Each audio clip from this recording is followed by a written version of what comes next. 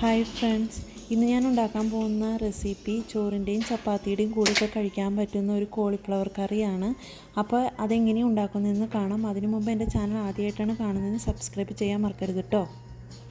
ഒരു പാൻ ചൂടായതിനു ശേഷം അതിനകത്തോട്ട് ഓയിൽ ആഡ് ചെയ്ത് കൊടുക്കാം. അതിനുശേഷം ഒരു ചെറിയ സവോള, ഒരു ചെറിയ ഇഞ്ചി, 3-4 വെളുത്തുള്ളി, ഒരു പച്ചമുളക് ചൂടായ ഓയിലിനകത്തേക്ക് ചേർത്ത് നന്നായിട്ട് വഴറ്റിയെടുക്കാം. അതിനുശേഷം കുറച്ച് സോൾട്ടും ചേർത്ത് കൊടുത്ത് നന്നായിട്ട് വഴറ്റിയെടുക്കാം. അതിലോട്ട് 1 ടീസ്പൂൺ മഞ്ഞൾപ്പൊടി, 1.5 ടീസ്പൂൺ മല്ലിപ്പൊടി, ഇത് രണ്ടും ചേർത്ത് നന്നായിട്ട് വഴറ്റിയെടുക്കാം. അതിനുശേഷം 1 ടീസ്പൂൺ മുളക് പൊടി ചേർത്ത് അതും കൂടെ നന്നായിട്ട് വഴറ്റിയെടുക്കാം. പൊടികളുടെ പച്ചക്കുത്ത് പോയതിനു ശേഷം നമുക്ക് അതിലോട്ട് തക്കാളി ചേർത്ത് കൊടുക്കാം. അതോടൊപ്പം കറി ലീവ്സും ചേർത്ത് കൊടുത്ത് നന്നായിട്ട് ഇളക്കാം. 2-3 ടേബിൾ സ്പൂൺ വെള്ളം ചേർത്ത് അത് നന്നായി ഇളക്കി മൂടി വെച്ച് ഒന്ന് വേവിച്ചെടുക്കാം.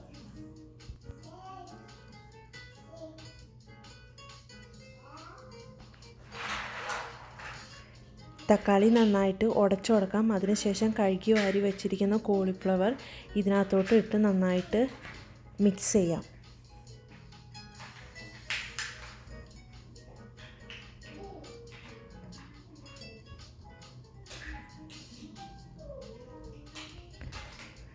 നന്നായി മിക്സ് ചെയ്തതിന് ശേഷം ഇത് മൂടി വെച്ച് ഒരു 5 മിനിറ്റ് നമുക്ക് വേവിച്ചെടുക്കാം.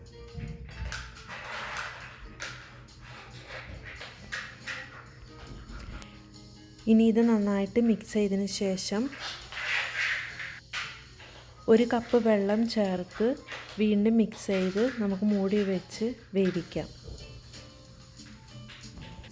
ഇതോടൊപ്പം തന്നെ ഉപ്പും ചേർത്ത് കോളിഫ്ലവർ വേവുന്നത് വരെ നമുക്ക് അടച്ചു വെച്ച് വേവിച്ചെടുക്കാം.